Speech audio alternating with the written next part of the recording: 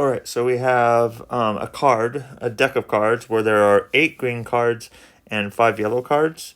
I want to find the probability that the first card is green and the second card is green, and we're selecting cards without replacement. So every time we take a card out, we are not going to replace that. So first, when we take out the first card, well, when we're trying to figure out the probability that the first card is green and the second card is green, what we'll do is find the probability the first card is green, and there's 8 cards here.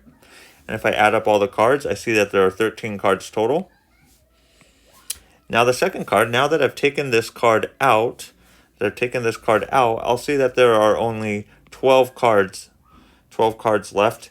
And out of all those cards, only 7 are green. So 7 cards are green. And so now I will, because it's an and problem, because I want to find the probability that the first event happens and the second event happens, I'm going to multiply. I'm going to use the multiplication rule probability to figure this out.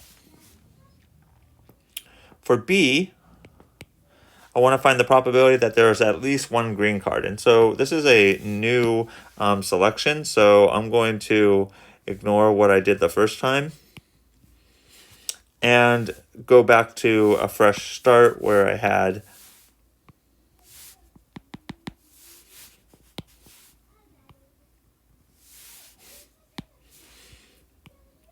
eight green cards. And so if I want to find the probability that at least 1 card is green, at least one of the 2 cards is green, I can figure out the probability that no cards are green. So let's figure this out. So there's a few different events that could happen. I could get 2 green cards. I could get a green and a yellow card. I could get a yellow card first and then a green card. Or I can get 2 yellow cards. Now I have the option of calculating all 3 of these events and figuring that out. What those probabilities are. That's 3 steps. It wouldn't be too hard, but to save time, I could also just figure this out, the probability of getting 2 yellow cards, and subtract that. Subtract that from 1, because all the probabilities have to add up to 1. And so if I could do that, that would save me some time. So that's what I'm going to do. I'm going to figure out what the probability is of getting 2 yellow cards. And so that's 5 yellow cards out of 12 in the deck. Now there's only, if I took one of those yellow cards out, there would only be 11 yellow cards left. And I'm going to subtract that from 1. Whatever my answer is here, I'm going to subtract that from 1. Make sure you multiply first and then subtract it from 1.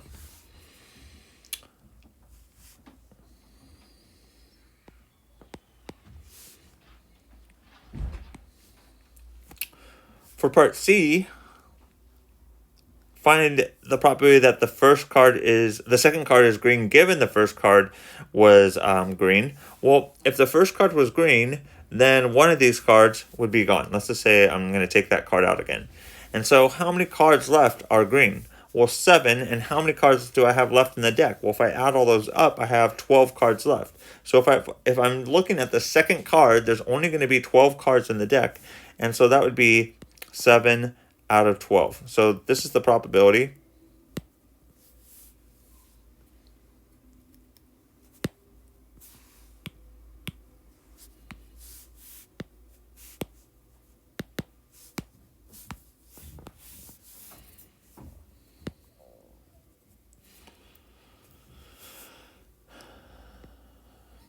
That the second card is green given the first card was green. And so that's why there's 12 cards in the deck, because I'm looking at the second card, and there's 13 cards, so if I take one out, there's 12. And if the first one was green, there's only going to be 7 green left in the deck. So that's the answer to that one. Okay? And are G1 and G2 independent events? Getting a green at 1, getting a green on the second card, is that not affected at all by whether I got a green on the first card? And what we should see to see if that's true, are they independent events, is there any effect is the probability of G2 happening affected by what happens on the first card? And we should see that there are indeed that the probabilities do change. That we can see right here that the second card being green changed to 7 out of 12, whereas the first card, it was 8 out of 12.